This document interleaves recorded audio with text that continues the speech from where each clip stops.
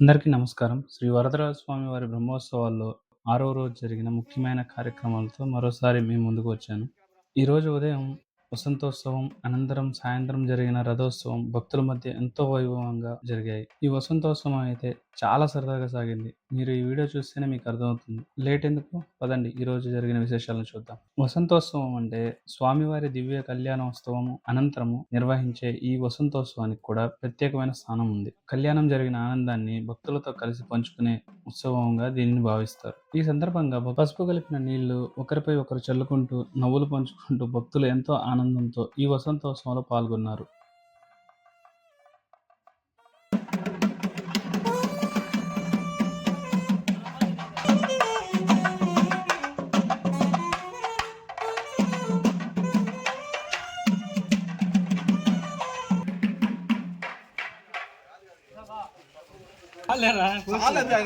మేము ఎన్నిసార్లు ఎందుకు పోపించుకున్నావా మరి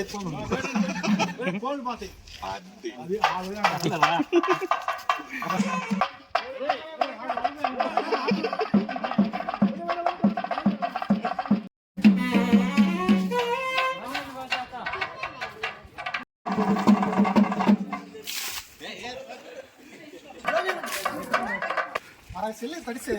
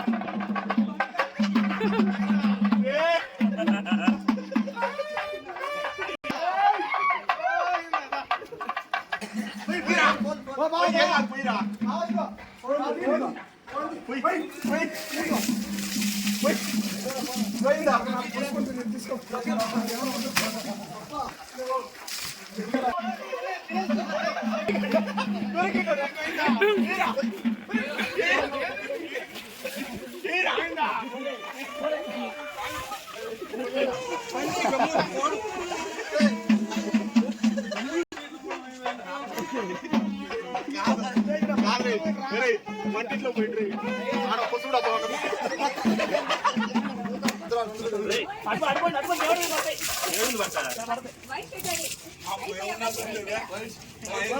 అయిపోయా